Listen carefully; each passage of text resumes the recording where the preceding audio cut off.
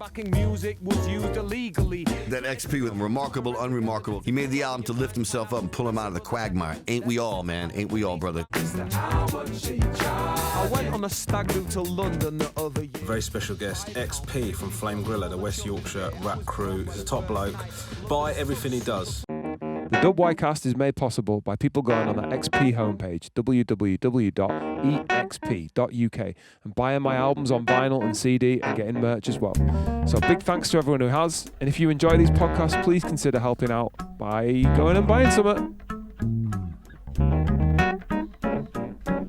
Ladies and gentlemen, it's nearly time for the WYcast Series 5. If I said I'd stop doing this, I clearly lied. To represent the area, I feel inclined. So I'm XP, I'm the bearded guy. Plays keys for Jamatoni and appears on mics. The youth aren't feeling it, my streams aren't high, but their moms bought my vinyl, I feel alright. Shouts to my regulars, it's all for you. If this is your first episode, all I do is talk to people who've got the fortitude to keep hip-hop alive. It's what they're born to do, and they're all representing West Yorkshire too. Promoting, producing, performing tunes. I find out the origins, stories, views, and on this episode I'm talking to Mad Antiks, Liversedge's top MC, maybe? I don't know. Let's have a battle. He is down with Green Tea, Robin Rizla. When I was over interviewing Robin Rizla, I was over interviewing Mad Antiks at the same time. Not someone who has forced themselves on the scene enough. I think he's a sick MC. Fundamentally, the guy has got bars and bars and bars and bars and bars and bars and tracks and tracks and tracks and tracks and just doesn't spend. His Instagram page is just his barber work. And he needs to get on it, but I know Robin's pushing him a lot, but you need to holler in for a verse, basically. You need a feature on a track. Mad Antiks is your guy. And it's always flames, man. It was joy to hook up with him and have a chat. Mad Antiks. How you doing? I'm chilling, how are you? Yeah, I'm good, mate. We're both rocking the sunglasses as well. It's all right. Boy. Nice day. Thank you for joining me in Liversedge at the training ground athletics place. Yes, Spenborough Baths. The infamous Spenborough Baths. Why is it infamous? This is where we've been hanging out since kids. Is it, yeah? Tormenting teenagers and you know how it goes. Yeah. Tormenting teenagers? I don't even want to know, I don't think. Won't get too deep into it. Mad Antiks, you are an insane MC that I've known for quite a long time, that I feel the scene does not know enough about, if I'm honest. So I hope that this podcast can get your name out a bit more than it already is. Not that you haven't been grafting the whole time. You were just super prolific. I remember you coming through the studios back in the day and just being like, just having bars and bars and bars, and I've got bars for that, and I've got bars for that, and nothing seems to have changed to present day from all those years ago, man. So like, huge big ups, man. I feel like you're a name that more people should definitely know about, man. Thank you, mate. Thank you. Brother, like, what year were you born? 82. 82, so you're a bit older than us. 82, baby. Yeah, man. When did you get there? What got were you? Is it a musical upbringing for you? Like, how did you get into rap and hip hop? Yeah, definitely a musical upbringing. Where my grandma obviously without going too much off track, she had like 7 boys. Right, nice. So, wow. Me growing up, obviously, my dad having me, I used to grow up in an household there where they were still growing up themselves. So the youngest brother, 10-year difference. Whoa. So is this all in Liversedge, by the way? This is all in Liversedge. So he's banging stuff like De La Soul out. Far Side. Yeah. I'm about 9-year-old. I'm thinking, what is this? What is this? Yeah. This music kind of thing. And then it just stemmed from there. To be fair, just got lost in it. Really. Right. Okay. So So when was the first time you did you start writing bars like from young? Were you writing poetry? The maddest thing is, I literally just became a music junkie. I've still got CDs now, like relics. You're talking 300, 400 singles, albums, but I didn't start writing until about 18. Oh, really? What took you so long? Just more of an aficionado, more of an appreciator? Yeah, just more of an appreciator, yeah. I get you. I never thought to just pick up a pen and try do it myself kind of thing. I was just more entertained by hearing stuff, you know. Yeah. I just started.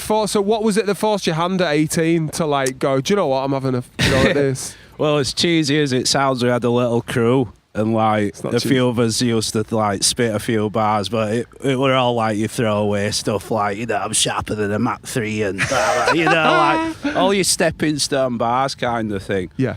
But yeah, it basically stemmed from there. But obviously, the more you write and the more I started propagating into it a bit more. And I think the first time I completed a full 16, I was like, right, this is it. I want to just keep doing this, but get better and better at How it, did you know that you was a 16? What do you have like a musical understanding of rhythm? And did you play any instruments, or was it just feel? Or mate, I am literally programmed. I'm not even gonna lie. I was literally programmed entertainment-wise. So, how do you mean? It's basically like your album setups, like your old school hip hop albums. It were always 3 verses, couple of hooks. So that were literally how I started. So I had literally listening to likes of Nas and stuff like that. I was thinking you have to have a 16, you have to have 3 16s, and 2 verses chorus, and like blah, you know, 2 hooks and all this. And nice. So from there I've literally been doing that, but I've noticed lately less can be better. Got you. So I've wrote all these songs in 3 verse format, but now I'm doing kind of like 2 verses. Oh, so I'm getting an extra verse. Are you doing longer than 16s, or are you doing? Is it just like less is more? You more mean like? I've noticed less is more because obviously, if you're drunk on hip hop, you'll listen to every bar, every word, every hook. If you're like, for instance, my brother, he's built a bit different. He likes to hear a beat. If it's a funky beat, then he gets into it. Right. So you've got to look at it from different aspects of listeners, you know, like... Interesting. So I've just thought that if you narrow it down a bit, you can keep a bit more. I get you. You can go off track, can't you? Of course. So with this crew at 18, were these just dudes from around the way then that you were spitting with? Yeah, literally talking all around this area, probably 5-10 minutes away from each other. All MCs now? What are they? And any of these were Robin? Yeah. Robin Rizla was one of them. Robin Rizla. Yeah, there's a crew over here as well called Bedroom Bullies that we started when we were... Oh, I think Robin Rizla mentioned them on MySpace. Right. A few comedy tracks and stuff like that. So we've always been dabbling in little stuff, but I'm the one that's kind of kept going like with my own flame kind of thing. So were you you did a bit of recording at 18, did you, through Robin at the time? Yeah, I'm talking coat hanger like set up. Yeah, tight stretched over a coat. Locked in a wardrobe with tights over and, you know, tried on a SingStar mic and stuff. Yeah, man. Yeah. Beautiful. Yeah. And what was it, so like, in just to listen back to it, or was there like, were you hoping to like put stuff on album, or was there any like, what did you want to do with it?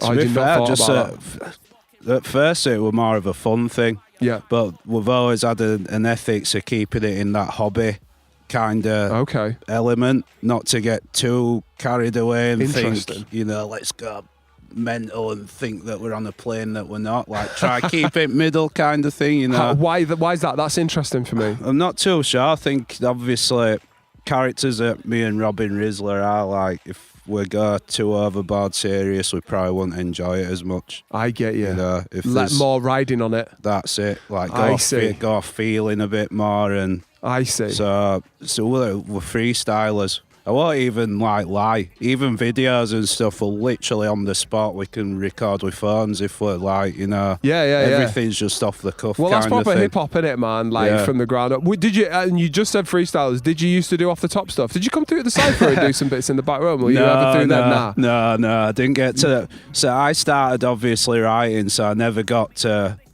that level of freestyle. I think the longest freestyle on record is about 5 minutes. Oh, that's all right. That's okay. We're at Rob's, and by the end of it, I'd blacked out to the point where I don't think I'll even be able to throw a towel in. I'm done. That'll do. So fair dues. What do you reckon that is? Is that like, so when you're writing your bars, is that a long process for you then? Are you like, all right, so you're almost writing freestyle? It's just in a way, in a way. If you give me a subject, confidently I could probably write somewhere in about 35 minutes, 40 minutes. Fair. Maybe just a verse, not a full song, but off subject matter, I'm a bit more like a sponge. If you give me a subject, I will absolutely batter it. I'll try find everything out about that subject and I will rinse it out kind of thing. Yeah. So that's where my passion probably goes more.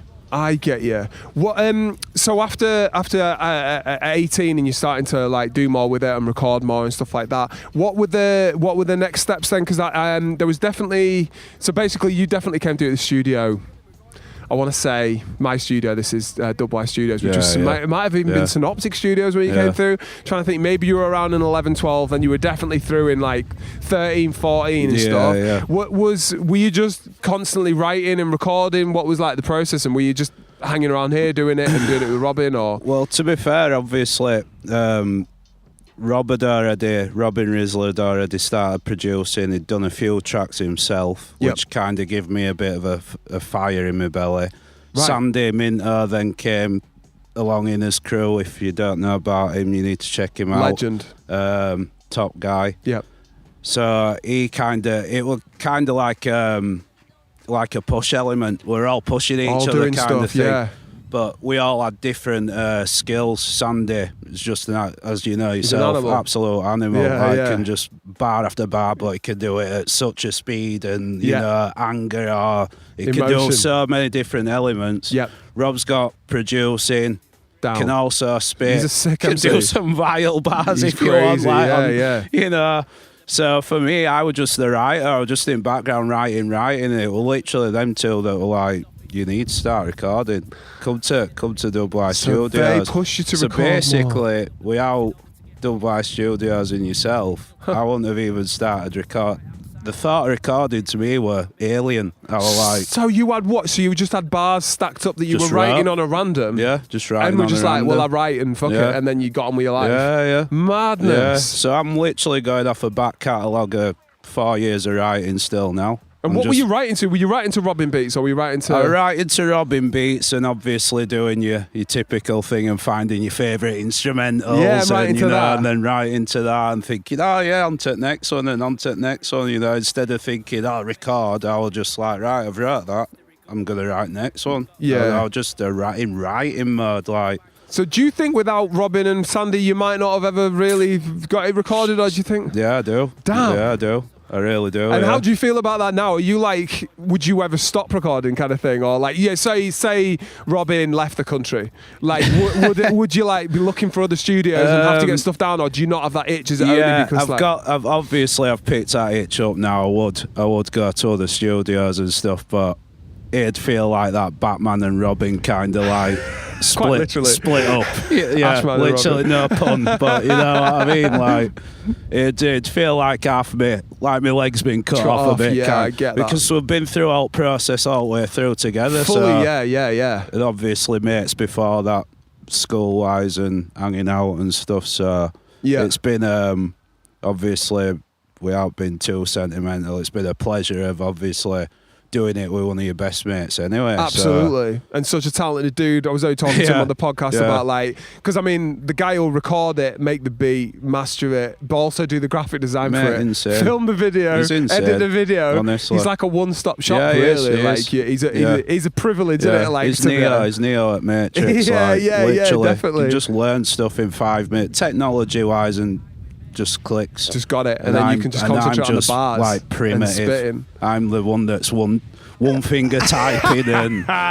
But you say primitive, but I remember when you first came through the studio, and if that was like first times you were proper recording, like you were immediately very natural at it and really dope. Like a lot of MCs like first time spitting, especially if they're spitting bars that they haven't necessarily recorded on a verse. Yeah, they'll be like offbeat and not with it, or like just rapping at the end of the line, and then the line goes over and like because they've just not done it out loud or whatever. But you just seem to like have naturally just be able to smash it out like it was such a second nature to you. Do you know what I mean? Yeah. Like it had to happen, man. Yeah, I appreciate that. Were there any aspirations once you started recording it? Because there's what I'm getting from you, bro, is you couldn't give a shit. And you just like writing bars, which I think is so fucking pure and what hip hop should be. Because the rest of us are like, yeah, but what's this going to do for me? I'm like doing this podcast, I'm bringing the community together, but it's all about me. And it's like, you know what I mean? I think a lot of it. I think there's a lot of narcissists in WY, and I don't think you're a narcissist. I think you're like, just like writing bars. Trying to paint me like, because you can have a lot of fakers, can't you? Oh yeah, I only do it for this and that. But the way you've just said it is literally the way I am. That's your love. That is my love. I've always loved hip hop.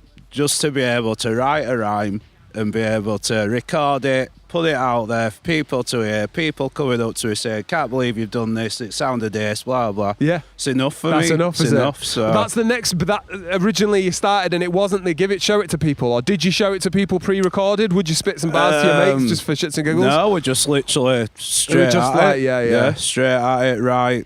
Fire it down. It was Sandy that basically pushed that, because I noticed he was just like, he were a bit more, whether it were confidence or whatever, but he were a bit more, fire it off, send it out there. Right. And I was thinking, I need to get into that as well a little bit.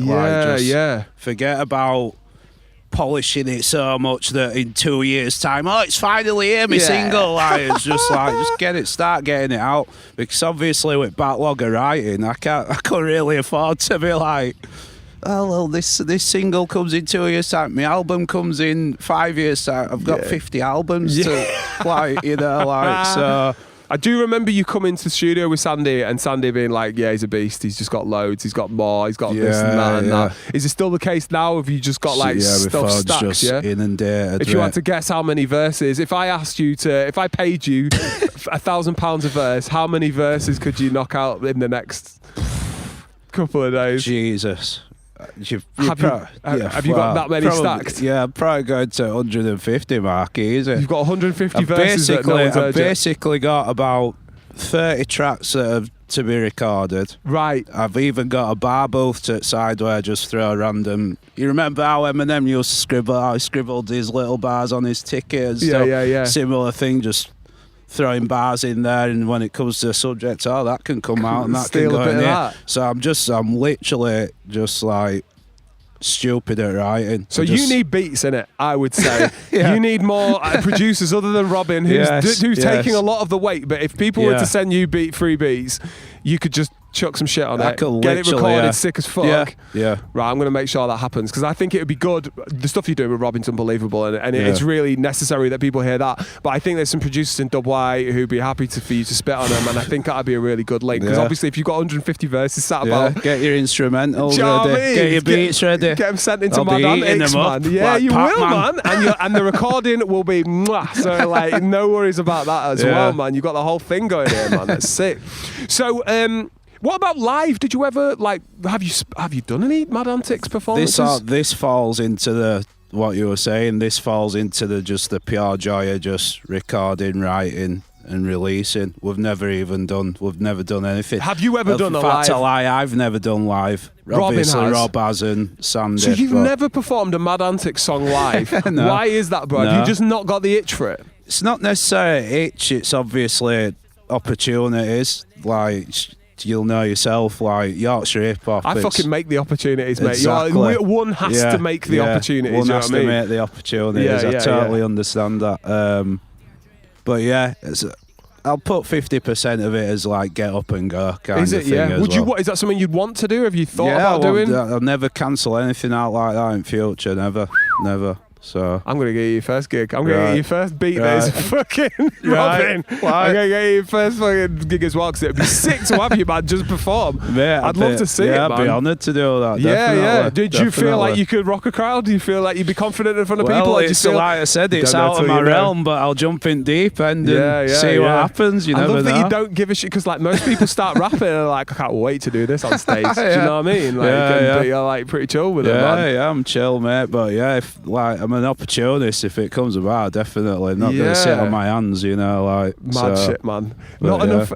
I mean, you've got the not caring enough for it to matter so much that you get pissed off by it down, because like I get pissed off by every tiny little thing about it. But on the other hand, like your ambition is like, well, whatever. And I don't know what to do with that sometimes with people like you. I'm like, I don't even know what to do with myself sometimes. But the thing is, the truth is, like, you love it, innit? You love making it, you love writing it, and that's the beauty of it. And without it, I assume mental health wise and all the rest of it, it's cleansing, isn't it? You'll know yourself. It's cleansing. Even if you've got the perfect thing to be able to write a rhyme is that if you're thinking of a subject, even something that's frustrating you, you can jot that down on a piece of paper. instead of shouting it out and screaming it to the world, you've done it on a piece of paper, you can do it on a track. It's that cleansing kind of creative outlet. Yeah, creative outlet. Love that, man. Everyone needs something, don't they? They absolutely do. I think people don't realise sometimes, man. Yeah. I know creatives. I was only just chatting to someone recently, not hip hop, but like he's a pay to play musician, and he's got to a point with it where he's just like, oh, it's just not serving me anymore. But so he stopped doing it. But like he's just stopped his whole creative process, and he's low and he's depressed, and he's like not linking the two. Where it's like, bro, you stopped making and stuff. You stop just recording a track, even if it never comes out, even if you don't do anything with it. And I think people don't realise, you know, even the creatives themselves don't realise what an important thing it is. Like, whereas you just seem like you're going to do it forever. It's a big void. You can leave a big void, can't you? And the other thing as well that I like about writing, which I've noticed that obviously everyone notices stuff in different realms, don't they? It's took me a long time. God knows why. Yeah. But obviously memory-wise, you've got your Alzheimer's and certain stuff like that. Yeah. If I'm constantly writing bars and trying to remember stuff, surely that's like another tool that's going to keep your mind chiseled a bit. Absolutely. So yeah, that's cool. Keeping your brain going. I like that side so of for it mental as well, health and just like general health, like brain health. This is it. So you get a lot of perks from it, don't you? Yeah, when you break it down, it's one of them. Man, that's so positive. Yeah. I love that shit. Yeah, so, brother, today you were repping literally a green tea, and I always wondered if you guys were going to actually do some teas that had the green tea on, because it just seems like have you got green teas with a white tea on it? Laid back look again. Yeah. Talk to me about the green tea label, then, because I believe that's like a record production company house, a bit of everything that you and Robin started. Literally, it's just his identity. Right. Definitely. That's the weirdest thing. We had that nailed down even before I was recording. I had that idea because why? Where did it come from? Well, obviously, drinking a lot of tea and smoking a lot of weed. Right, I see. So, green tea. I see. Yeah, that kind of fits us to a T. Once again, no pun. Nice. But nice. Yeah, and that were it. We just went from there. So obviously, we fell in love with logo, and obviously, Rob's once again smacked the logo out the park. Slapped to the logo. So yeah, and then we just started tagging it everywhere, and just an identity thing. Like, I think it's good. It looks sleek and slick, and everything that you've been slapping it on, and it does, like, everything you put out has a really high production quality. So what was was there any thinking by it other than just like you and Robin needed something under? And is it just you and Robin? And is there intentions to it not just be you and Robin? Yeah, well, once again, like I said, it's more of an identity thing. It's gonna rub you up again, because it's more like just no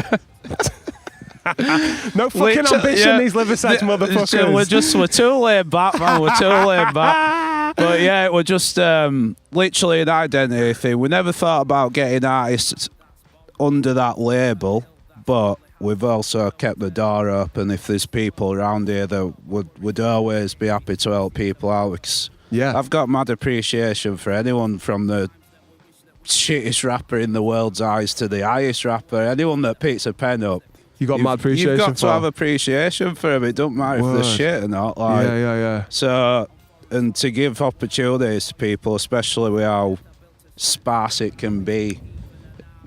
As you know yourself in Yorkshire, like, for instance, why not help people out? Like, 100%. You had a studio for a little bit, I believe. Yeah, we did. Yeah. What was that just so you had like somewhere to? Literally, obviously, it worked in our favour to be able to record there. But the original thoughts were to get people in to actually record, but obviously, like I said, not many people popping up. Few financial difficulties, so we had to pull plug on it. Right. So we just record from Rob's now. Rob and Rizla's. Makes sense, doesn't it?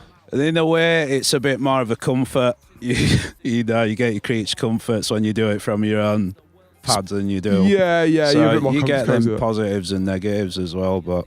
Yeah, the main thing was that we wanted to keep on track, even though we lost the studio. Yeah, we still wanted to be able to have facilities and being able to just keep recording, and so we just set up and we keep it going there. But sick. can imagine they'd invite anyone round if they wanted to. Yeah, come through and spit some bars or whatever. Yeah, too right. Yeah. Sick. Yeah.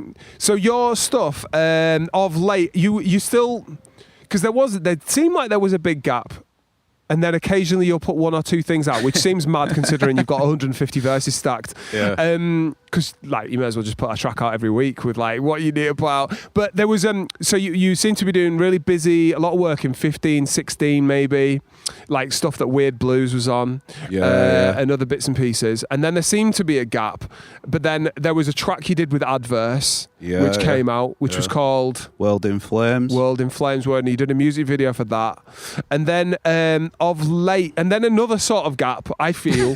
And then of late, there was a track you did over that Jay-Z, My Skin is Black. Yeah. Grey, wasn't it? Yes, You called Grey, it. yeah. That was dope, man. Yes, thank you. Did that resonate with a lot of people? It seemed to do pretty well. It seemed to vibrate a lot of people's. Yeah. Very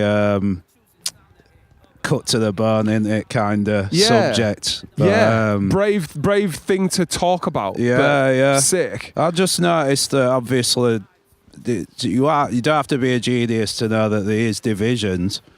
But for me, there's never been someone that's from both sides talking on both aspects. It's always been like one side or other side. Yeah, I get you. So if you're blessed with both genetics or whatever, why wouldn't you pick apart both sides, you know? Love it. Instead of just being like, oh, well, yeah, I get you, it's this side's fault. And it's like, do the math kind of thing.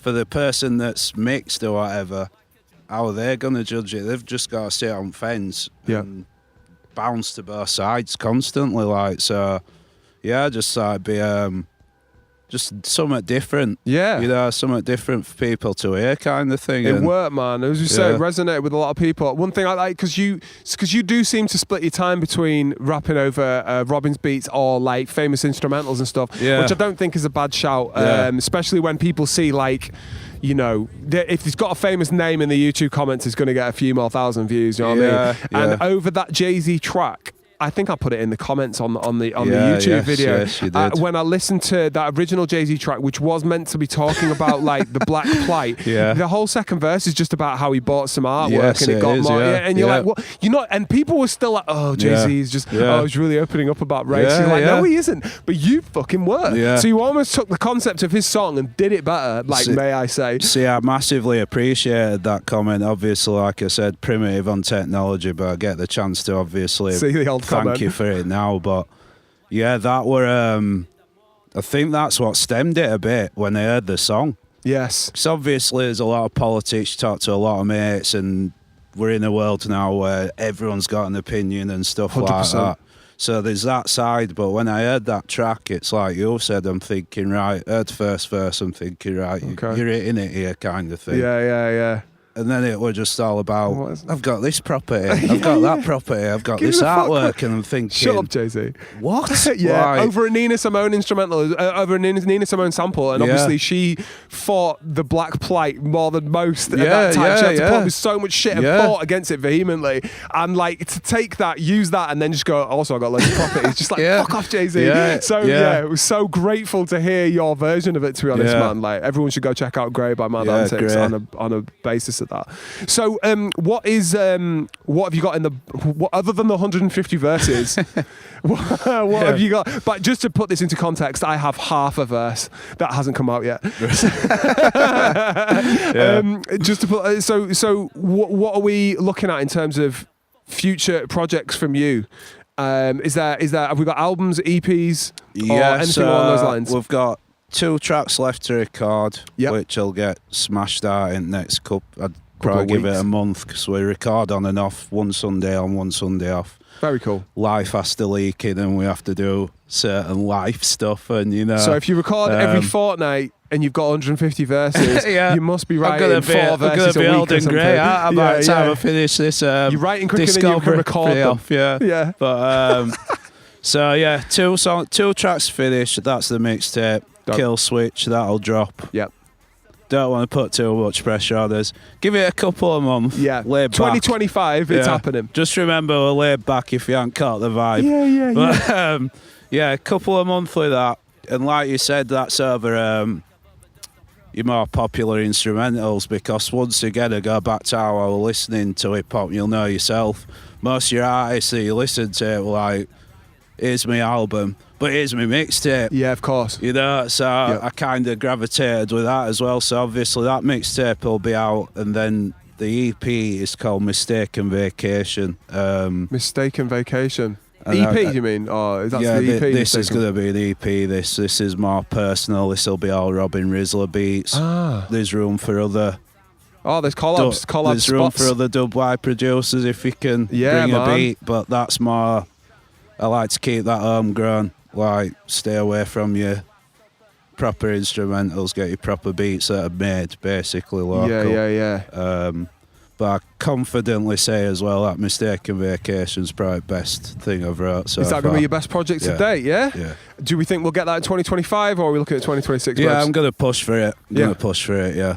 I won't be lazy, I promise you. I promise. No, you're not, bro. You're definitely not lazy. You're just ambitionless. Yeah, that's it. Yeah. I'll try lift that level of that ambition, a bit more, man. Yeah. Well, we want it. I want an EP launch, man. EP launch gig, man. Yeah, I'll put that together, shit, man. Yeah, that would be sick.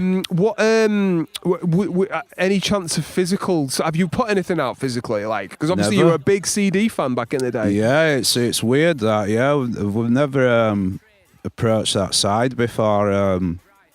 Maybe for personal.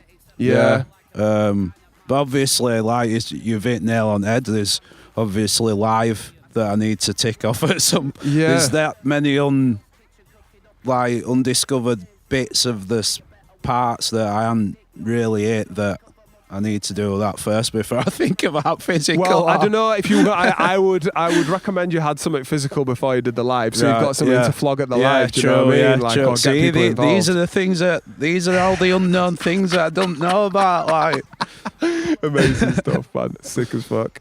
Well, bro, like, yeah, mate. Honestly, I'm gonna try and make sure that fucking live thing happens. Yeah, that would be cool, mate. I'm excited about these 2 EPs and shit as well. So, cheers, mate. Perfect. Cheers. All right, brother. I think Mad Antiks, that'll probably do us, man. Thanks so much for joining me, man. Yeah, not a Big problem, the hell mate. up. Peace. So that was Mad Antiks. Go holler him, chuck him a beat, get him on a feature, get him involved in the scene. Legend. Until next time, big up.